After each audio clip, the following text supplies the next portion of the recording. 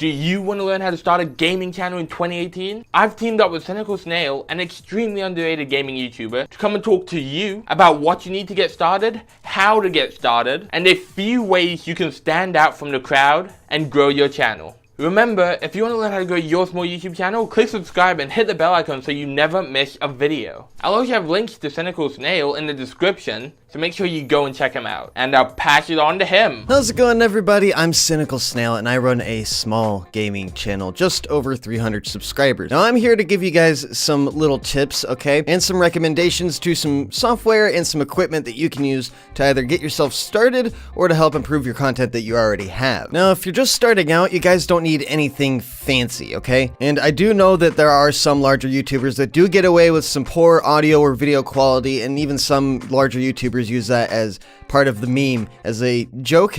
But if you're just starting out, that quality will help push your channel a little bit farther. It'll help keep people in. Now, the number one quality that you should have is good audio quality, guys. So here are some microphones to get you guys started, because microphones are very important. Now, if you're just starting out, again, you don't need anything super fancy, but you do need something that'll give you good, clean audio at the beginning. And the first microphone that I recommend is the ATR 2100. Now, this microphone's by Audio-Technica, and it's a dynamic microphone. Now, it may not look like much, but it is an amazing microphone. It's a dynamic microphone, actually. And if you're looking for microphones to buy, or if you're just a YouTuber, honestly, then knowing the different types of microphones will help you out greatly. All right, the microphone I'm using is a condenser. It's very sensitive, but it's very clear. But that means it picks up extra background noise like my mouse and my keyboard. Now, a dynamic microphone is not very sensitive, and you have to have it very close to your face, but it ignores a lot of background noise, such as a computer fan or your keyboard and mouse or anybody who's talking outside of your room. That sounds like a pretty darn good deal, doesn't it? Yeah, it does. Some honorable mentions are some cheaper ones like the Samsung Q2U or the Knox Dynamic USB, which is a knockoff one, but it sounds okay enough. And some honorable mentions, if you guys want that really good audio quality, is the one I'm using right here, the AT2020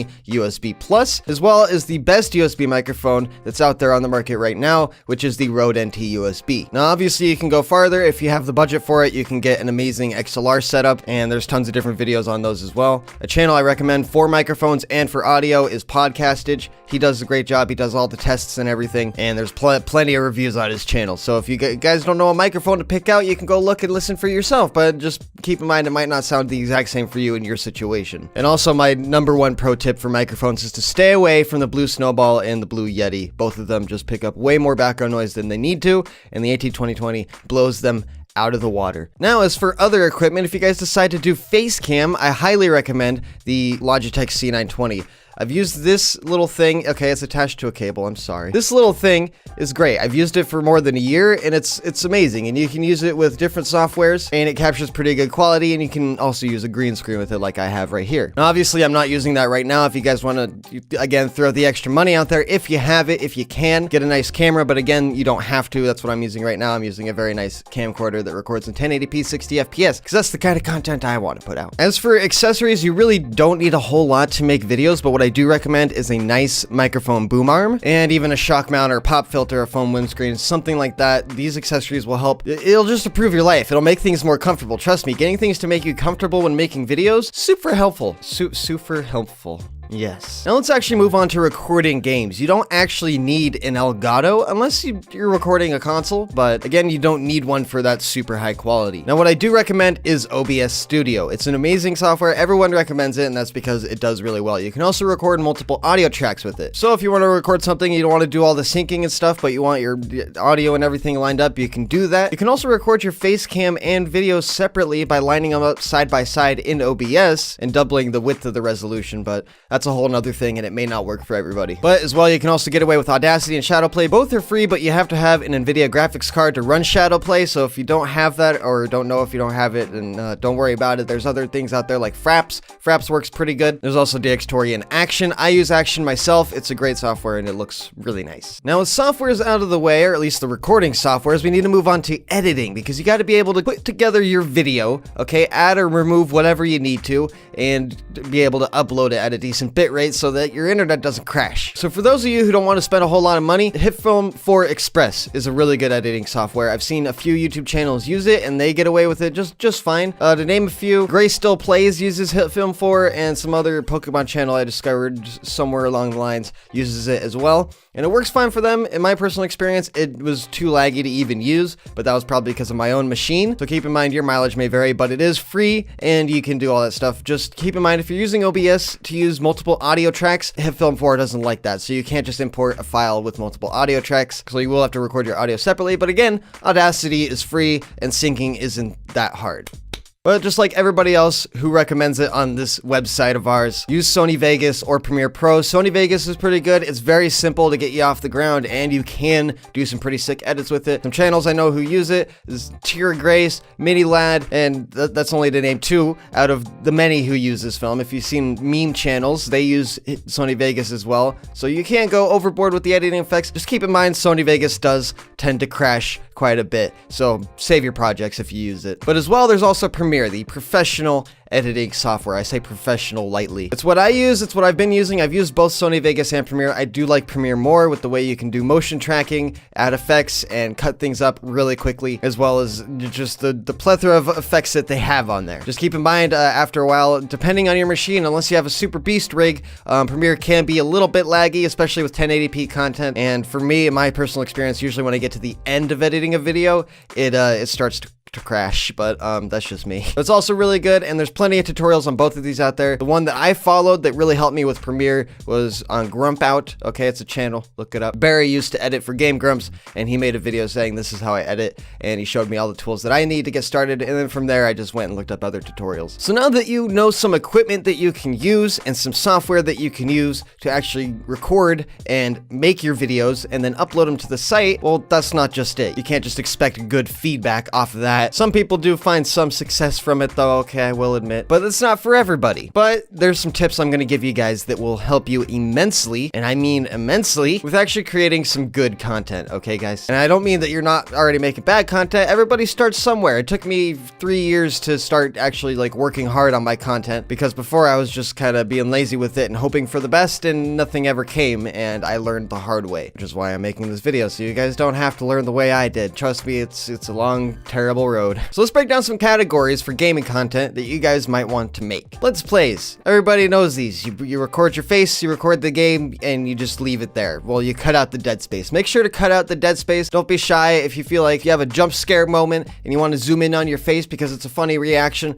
then do that. But for the most part, there's not a whole lot of editing into it, but you have to let your personality shine through. That's kind of the major thing with Let's Plays, but they are currently on YouTube not the biggest thing that are trending right now. They're kind of dying out a little bit. The next is funny moments. Now, you may see some channels like Moose Knuckle or others who do record some funny moments, but really they're just cut up Let's Plays. Sorry to say, guys, but you're not capturing all the funny moments. These kinds of videos are where you actually include tons of segments of just funny moments. The best channel I can find for this is Video Game Donkey. Yep, that's right. If you've seen some of his older videos, he literally just records and stops recording. He even said this on an H3H3 podcast. He hits record, and whenever something funny happens, he stops the recording and starts again. And that makes his editing really simple. So there's a tip for you guys. But 2, he's just trying to capture the best moments he can and compile those into a video with very little editing, but still, he has the funny moments. And obviously the top channel on this is Vanoss Gaming, guys. The next one is well-edited videos. This is something that I do. It's a video, basically a Let's Play / funny moments type of video, but you go through, you add all sorts of zooms and effects and sound effects, and you add onto your personality and your video and whatever's happening in the game to create an entertaining video, something people will want to sit there and watch because it's entertaining to watch. And other channels I recommend for this are 8-Bit Ryan, Razbowski, Oompaville, Ember. There's tons of channels who do this, and they're still very small because this kind of video is just not, it's not explosive as it used to be, or as other types of content. Now, the final kind of thing that you can do with gaming is educational. You can do a game review. You can, if you look at Overwatch channels who do Overwatch news, you can do something like that, a news channel. Just be sure to write scripts, and there are videos you can look up to help you with writing scripts. I'm using one right now. That's why you keep seeing me look this way, okay, because I'm looking at my script for guidance. And this, you can give information and also give your own opinion and thoughts on whatever's going on. Obviously, Styloso is one of the bigger ones with Overwatch news, and he's pretty good at it, honestly. Now, with the different types of content that you can make out out of the way, make your decision, whatever you want to make. If you just want to do straight Let's Plays and maybe stream a little bit and just have fun with that, then do that. Do it for fun. If you want to do some funny moments because you play a lot of games with your friends and you guys say some stupid stuff, be sure to use censoring. Then you've made your decision and you're ready to move on to the next bit. But I'm going to give you guys some tips that'll help you improve your content and help you improve yourself as a content creator. While you may record a bunch with your friends, you may not do so hot by yourself. And maybe if you do a lot by yourself, you may not do so well with other people while you're recording. So here's some tips that I found out the hard way that might help you out a lot. My number one tip, guys, is be loud. Not super loud. Don't scream at the top of your lungs, okay? Unless you kind of want to be that guy, or maybe that is you. But play to your personality, right? You want to talk loud and clear. This is what I'm doing right now. You want to talk with fluctuation, all right? You want loud bits, you want quiet bits, you want just all over the place. And obviously audio editing comes into this a lot because your voice is just gonna be all over the place. But you want to sound like you have energy, you want to sound like you're here, and you want to talk clearly. Okay, I stumble a lot with my words, like just there. But you don't want to sound normal, like you're just sitting there and you're talking to somebody over Discord. Oh, hey, what's up, man? Yeah, that's great, man. Because no one's gonna want to stick around and watch that. You wouldn't, would you? I mean, some channels do that, but it's very particular and it's not for everybody. I'm gonna be saying that a lot. So try being loud, being clear. You'll get used to it. I know you can be winded at first, but trust me, it's worth it. My number two tip, if you guys are using face cam or doing whatever like I'm doing, you want to look at the camera. Whenever you're talking to your audience, you want to look at the camera, okay? I have bright lights on both sides, and I know it may not look like it because my camera's weird, but you'll get used to it again, okay? It kind of hurts my eyes a little bit, but staring directly at the camera, it helps a lot. And it also helps feel like your audience is there with you, and you're actually communicating with them. And that's something that you do want, because the whole point of YouTube is just to have a community around whatever you're doing. Maybe you're giving tips and tricks on something and you have a face cam, and you want your people to know that you're talking to them. You're trying to give the information to them. You're not just sitting there staring at your screen. It's a bad idea. It's a no-go. It's okay to have some professionalism, guys, even if you're just acting like a goofy idiot the entire time. That's what I do, but you gotta have some sort of professionalism. My third tip is edit. Don't be shy with editing. Now, by editing, I don't mean just syncing the audio in the video and cutting out the dead space and then rendering out and calling it a day. And no, not even just throwing in a custom intro or outro either. Don't be afraid to add zooms. Don't be afraid to add sound effects. Don't be afraid to add weird, crazy effects that distort your face. Don't be shy of editing. If you want to show something, show it. If you want to zoom in on something that's pertinent, like I said before, a jump scare, something like that, don't be afraid to do it. It may seem hard at first, but really in the end it just becomes a little bit time consuming, and the more you do it, the faster you get at it. And my final tip, guys, is to do more. Don't give up. Don't stop doing YouTube. And if you feel like you need to take a break for a little bit, do so. Okay, don't be afraid of taking breaks, but don't take them for too long and don't take them too often. But just do more. Keep doing it. With each and every video, you're like, okay, I'm gonna be a little bit louder, or I'm gonna add a little bit more editing, or I'm gonna do something, I'm gonna do it more. And with each video, you'll get better at it, you'll do more, and people will see that you're putting more effort into your videos. But all you have to do is do more. Now, that was my final tip for improving your content. Here's another tip that I don't think a lot of people say, but that is copy others. And don't take that so literally, but look at other people's content. Look at people who have 1,000 subscribers, 20,000 subscribers, 50, 100, a million. And watch their videos closely. Look what they do. If you feel the need to, download their video and look at it in your editing software and see frame by frame how they made some edit or did something, or look at their audio. Take what you can learn from those channels and try and incorporate it into your own content. Before, I didn't used to do a whole lot of face cam zooms or editing or anything like that. Then I started watching 8-Bit Ryan and looking how much editing he put in and all the transitions, and I watched it carefully, and that added a lot to my content. Now I'm trying to move away from that, but still use what I learned from that in order to make better content. And I feel like that's the most helpful thing that will help you improve, whether it's on your editing or the way you talk to people or how you talk about whatever game you're playing. And it's kind of a big thing. Just don't outright blatantly copy somebody.